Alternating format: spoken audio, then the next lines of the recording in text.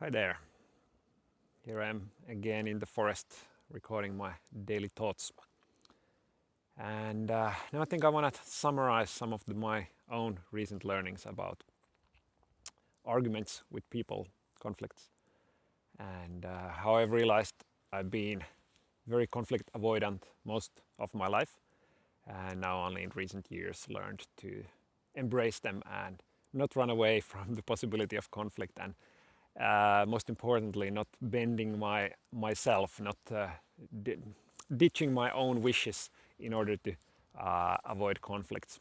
Like, it has gone so far that I learned how to not hear what I really want in order to not have that opinion in the in the game, so to say. So when we're negotiating what to do, I've grown very skillful at fitting the puzzle pieces of other people's desire together, but not inputting my own puzzle piece there has made it easier to make the others fit. So I've been valuing the harmony more than getting my way through, and I've been also appreciating that, like, as a skill or a very noble thing to do.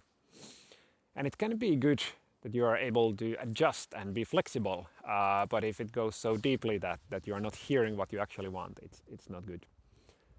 Because eventually it probably will be growing some resentment, some worries, and then you just notice you don't want to be so much with people who never ask or take you into account, and you only kind of, you don't stand up for yourself, so then you require a company of people who are a little bit similar and who very much like want to dig deep into you and know what you want, and then it kind of works, but that limits your possibilities of being on an equal level relationships with people.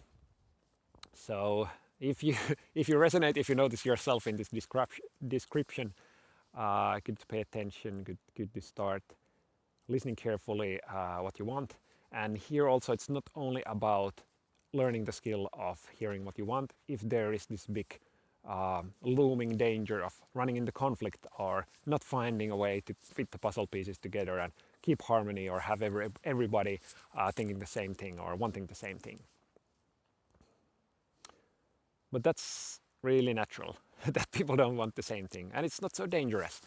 Like, maybe you yourself know this, like how much do you hate people after they want something different. It's not like that, at least for me. Like, I thought other people would dislike me more from wanting something different, but it's not expressing our wants that is a problem. Then it might come later on when we decide what we do, but getting the desires wants out there is really important, and it also makes you a more interesting person, that you have your own desires, you have your own plans, you want to do something and not only adjust and comfort and help others. So it's important.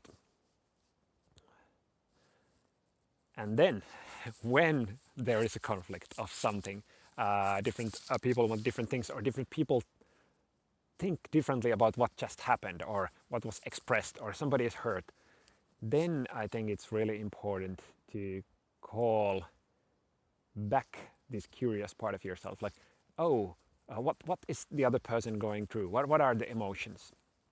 Can I understand them better?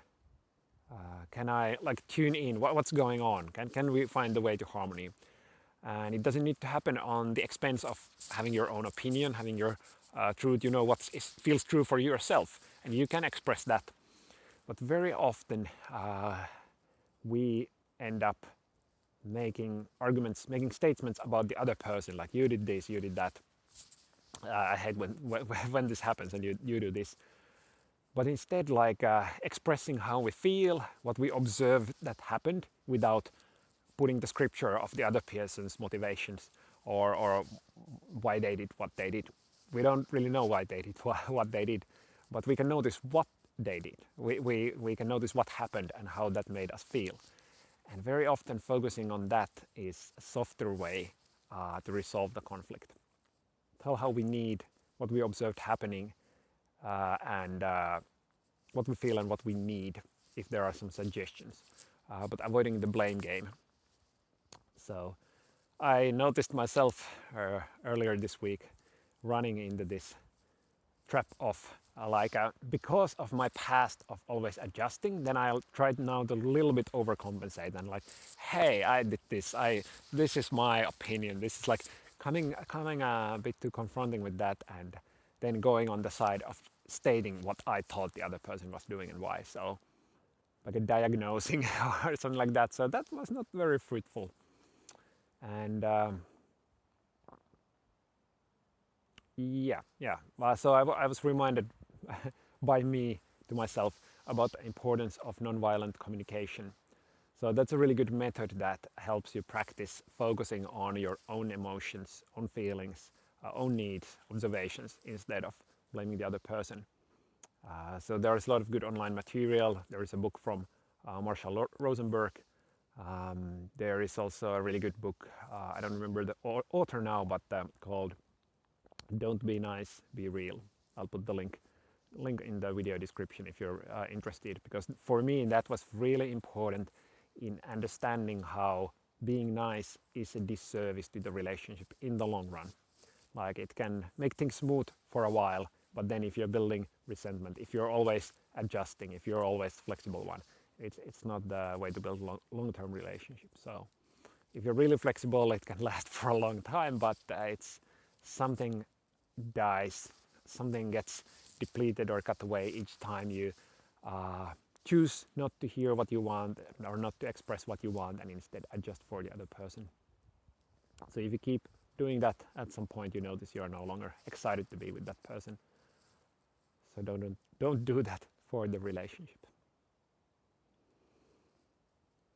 That's my advice for myself today. Hopefully it's a useful thing for you as well. Thanks for checking this out, and wishing you a good day.